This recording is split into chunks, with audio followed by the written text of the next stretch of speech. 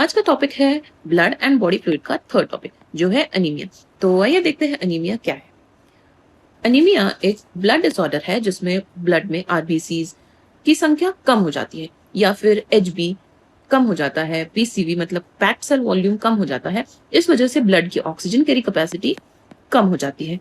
Normal values कम होने पर RBC count 4 million से कम या हीमोग्लोबिन 12 से कम या फिर पीसीवी मतलब पैक्ड सेल वॉल्यूम 40% से कम होता है, तो इस कंडीशन को अनीमिया कहते हैं। अब देखते हैं माइल्ड अनीमिया। इसमें एचबी अगर 8 to 12 हो तब उसे माइल्ड अनीमिया कहते हैं। अगर एचबी 5 to 8 में हो तो उसे मॉडरेट अनीमिया कहते हैं। और सिवियर अनीमिया 5 से कम हो तब। जितना एचबी कम हो उतनी ही ऑक्सीजन सप्लाई बॉडी टिश्यू तक कम पहुंचती है। कॉजेस ऑफ अनीमिया क्या है? अनीमिया कई रीजंस की वजह से होता है। Inherited disease, nutritional problem, environmental influences और exposure to drugs and toxins. तो इनहेरिटेड डिजीज मतलब जिससे थैलेसीमिया और सिकल सेल अनीमिया होते हैं। और न्यूट्रिशनल प्रॉब्लम मतलब आयरन, विटामिन बी 12 या फॉलिक एसिड की डेफिशिएंसी से। एनवायरमेंटल इन्फ्लुएंसेस मतलब पुअर डाइट या अनहेल्दी लिविंग कंडीशन से। Exposure to drugs and toxins, कुछ मेडिसिन और टॉक्सिक केमिकल आरबीसीज को डैमेज कर सकते हैं। अब देखते हैं क्लासिफिकेशन ऑफ एनीमिया। ये दो टाइप्स के होते हैं, एक मॉर्फोलॉजिकल एक इटियोलॉजिकल। मॉर्फोलॉजिकल आरबीसीज की साइज और शेप के बेसिस पर है और इटियोलॉजिकल एनीमिया के कॉज के बेसिस पर है। तो अब बात करते हैं मॉर्फोलॉजिकल मतलब विंट्रोब्स क्लासिफिकेशन की। इस क्लासिफिकेशन में अनीमिया को आरबीसीज के साइज या आरबीसीज के कलर या हीमोग्लोबिन कंटेंट मतलब क्रोमिक के बेसिस पर डिवाइड किया जाता है। यहाँ 3 टाइप्स की आरबीसी साइज होती है, नॉर्मोक्रोमिक, मैक्रोसाइटिक, माइक्रोसाइटिक। नॉर्मोक्रोमिक मतलब आरबीसीज की नॉर्मल साइज होती है। मैक्रोसाइटिक मतलब आरबीसीज का साइज नॉर्मल से बड़ा होता है और माइक्रोसाइटिक मतलब माइक्रो साइज का होता है, मतलब एकदम छोटा। अब नॉर्मोक्रोमिक देखते हैं। हीमोग्लोबिन नॉर्मल अमाउंट में है और आरबीसीज का कलर नॉर्मल दिखता है। हाइपोक्रोमिक मतलब हीमोग्लोबिन कम होता है, आरबीसीज पेल या हल्का कलर का दिखता है। अब एग्जांपल्स देखते हैं। Normocytic normochromic anaemia. Normocytic normochromic anaemia acute haemorrhage मतलब sudden blood loss, haemolytic anaemia और एप्लास्टिक एनीमिया। यहाँ आरबीसीज की साइज और कलर दोनों नॉर्मल होते हैं, बस नंबर कम होते हैं। अब देखते हैं नॉर्मोसाइटिक हाइपोक्रोमिक एनीमिया। इसमें क्रोनिक हीमोरेज होता है, साइज नॉर्मल रहती है लेकिन हीमोग्लोबिन कम होने की वजह से आरबीसीज फेल हो जाते हैं। अब देखते हैं मैक्रोसाइटिक नॉर्मोक्रोमिक एनीमिया। इसमें आरबीसीज बड़े साइज के होते हैं, यूजुअली विटामिन बी 12 या फोलिक एसिड डिफिशियंसी की वजह से। और मैक्रोसाइटिक हाइपोक्रोमिक एनीमिया में लिवर डिजीज होती है। लिवर डिसऑर्डर्स में आरबीसीज बड़े और कंपैरेटिवली पेल हो जाते हैं। और माइक्रोसाइटिक नॉर्मोक्रोमिक में आरबीसीज छोटे होते हैं लेकिन कलर रिलेटिवली नॉर्मल रहता है। इसमें क्रोनिक इन्फेक्शंस होते हैं। अब देखते हैं माइक्रोसाइटिक हाइपोक्रोमिक एनीमिया। इसमें आयरन डेफिशिएंसी एनीमिया, थैलेसीमिया ये सबसे कॉमन टाइप्स हैं जहां आरबीसी छोटे होते हैं और हीमोग्लोबिन भी कम होता है। अब बात करते हैं इटियोलॉजी क्लासिफिकेशन की। इटियोलॉजी का मतलब है कॉज के बेसिस पर अनीमिया को क्लासिफाई करना। एनीमिया को उसके कॉज के अकॉर्डिंग 5 मेजर टाइप्स में डिवाइड किया जाता है।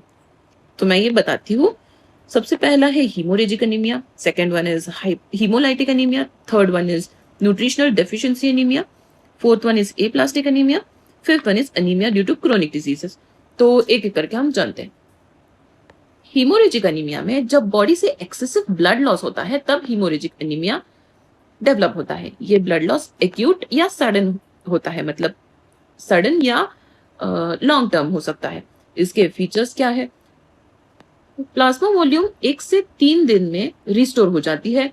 आरबीसीज रिस्टोरेशन में कई वीक्स लगते हैं और ब्लड लॉस कंटिन्यू रहे तो आरबीसीज प्रोडक्शन कंपेंसेट नहीं कर पाते। एग्जाम्पल क्या है इसका? क्रोनिक ब्लड लॉस से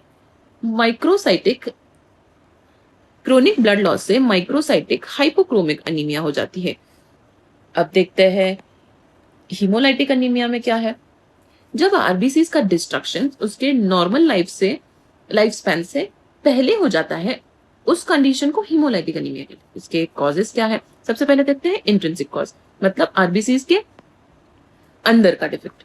तो ये होता है स्फेरोसाइटोसिस से, एंड इसमें sickle cell anaemia and thalassaemia मतलब हीमोग्लोबिनोपैथीज, और G6PD डेफिशिएंसी मतलब ग्लूकोज 6 फॉस्फेट डाइहाइड्रोजनेस डेफिशिएंसी से होती है। और अब देखते हैं एक्सटेंसिव फैक्टर, मतलब आरबीसीज के बाहर के फैक्टर। तो इसमें antigen antibody reaction, infection, drug poisoning, hypersplenism and renal disorders होते हैं। अब देखते हैं न्यूट्रिशनल डेफिशिएंसी एनीमिया। जब न्यूट्रिशन की डेफिशिएंसी की वजह से आरबीसीज फॉर्मेशन अफेक्ट होती है, तब न्यूट्रिशनल डेफिशिएंसी एनीमिया होता है। इसके टाइप्स क्या है? Iron deficiency, protein deficiency, vitamin B12 deficiency, folic acid deficiency, pernicious anaemia और मतलब एडिशंस एनीमिया होता है। अब ए प्लास्टिक एनीमिया देखते हैं। इसमें bone marrow enough new blood cells produce नहीं कर पाते, मतलब बोन मैरो अपने नॉर्मल रेंज के इसमें ब्लड सेल्स नहीं कर पाते प्रोड्यूस। तो इंपॉर्टेंट पॉइंट्स क्या है इसमें? एबनॉर्मल हीमोपोएसिस, सभी ब्लड सेल्स की क्वांटिटी डिक्रीज हो जाती है, रेयर बट सीरियस कंडीशन है, और डायग्नोसिस के लिए बोन मैरो बायोप्सी की जाती है। अब देखते हैं anaemia due to chronic disease. इसमें कुछ क्रॉनिक डिजीजेस एनीमिया कॉज कर सकती है। Example rheumatoid arthritis, tuberculosis, Hodgkin's disease, neoplastic disorder मतलब कैंसर, और क्रॉनिक रीनल फेलियर। अब देखते हैं न्यूट्रिशनल डेफिशिएंसी एनीमिया के इंपॉर्टेंट। तो सबसे पहले है पर्नीशियस एनीमिया। तो पर्नीशियस एनीमिया विटामिन B12 की वजह से होती है, लेकिन यहाँ प्रॉब्लम B12 का इंटेक नहीं बल्कि इंट्रिंसिक फैक्टर की डेफिशिएंसी है। मतलब विटामिन B12 की इंट्रिंसिक एंड एक्सट्रिंसिक में इंट्रिंसिक फैक्टर की डेफिशिएंसी से होता है। क्या होता है इसमें?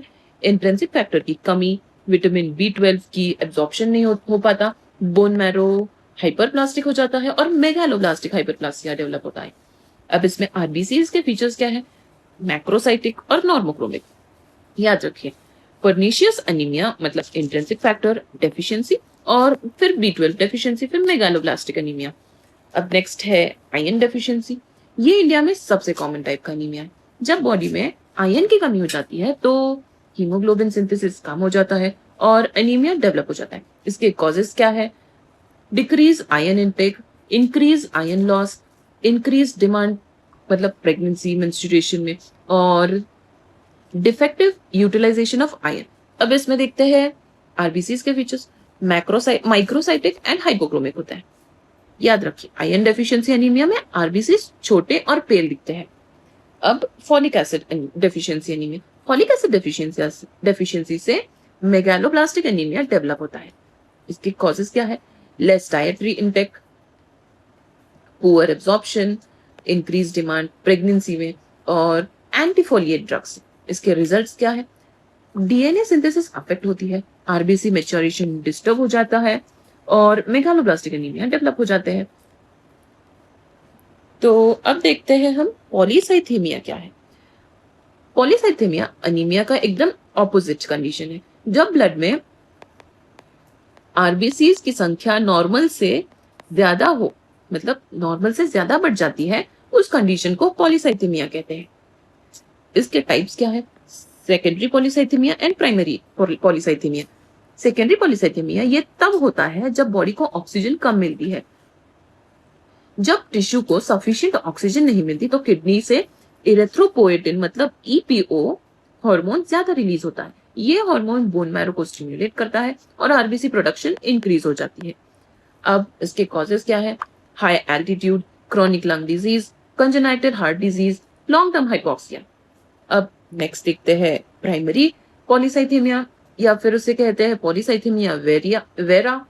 ये बोन मैरो की डिजीज होती है। इसमें बोन मैरो के हीमोपोएटिक स्टेम सेल्स एबनॉर्मल हो जाते हैं और बिना कंट्रोल के आरबीसीज बनना शुरू कर देते हैं। फीचर्स इसके क्या है ये देखते हैं।